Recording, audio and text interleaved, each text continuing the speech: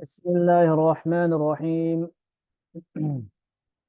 نحمده ونصلي على رسوله الكريم. آج فضائل قرآن کی چوتھی حدیث ہے عن عائشة رضی اللہ تعالی عنہا قالت قال رسول الله صلی اللہ علیہ وسلم الماهر بالقرآن مع السفرة الكرامة البررة والذي يقرأ القرآن ويتتعتع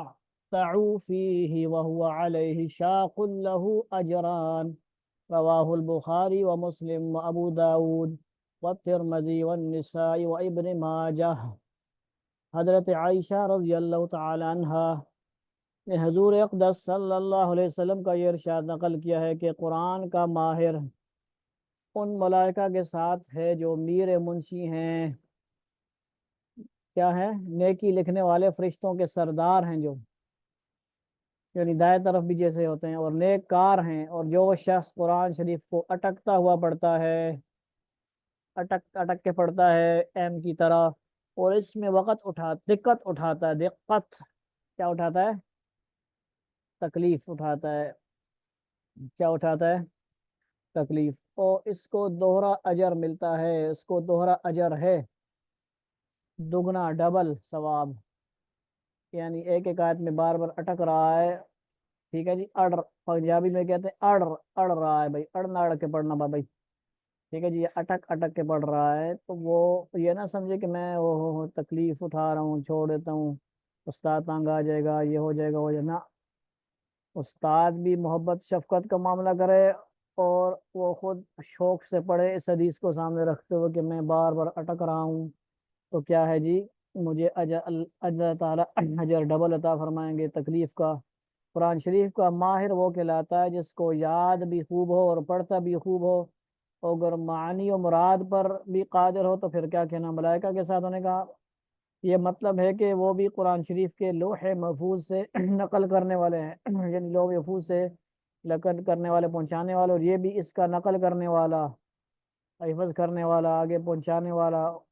اور پہنچانے والا ہے۔ تو گویا دونوں ایک ہی مسلک پر ہیں، ڈیوٹی دونوں کی ایک ہی ہے، یا یہ کہ حشر میں ان کے ساتھ اجتماع ہوگا، ان فرشتوں کے ساتھ، ان کے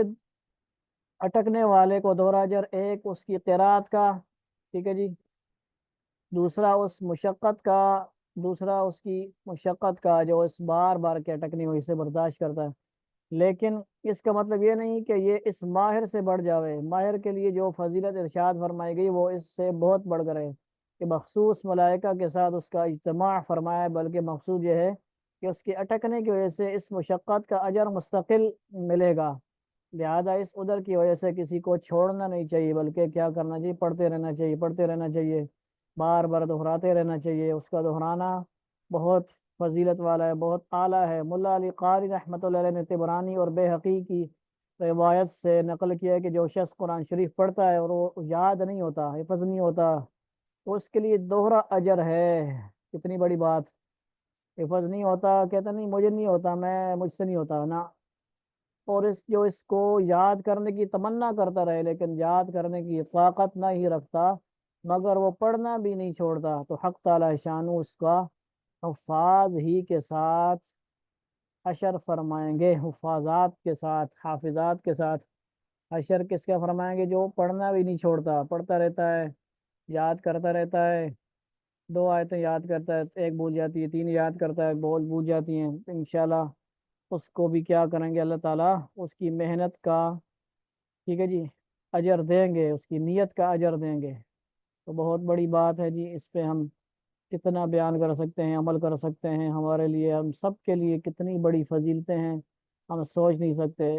بخاری میں ہے، مسلم میں ہے، ابو داود میں ہے، ترمذی میں ہے، نسائی میں ہے، یہ سب کتابوں میں، بڑی بڑی کتابوں میں یہ روایت ہے، پکی حدیث حضور صلی اللہ علیہ وسلم کی۔ تو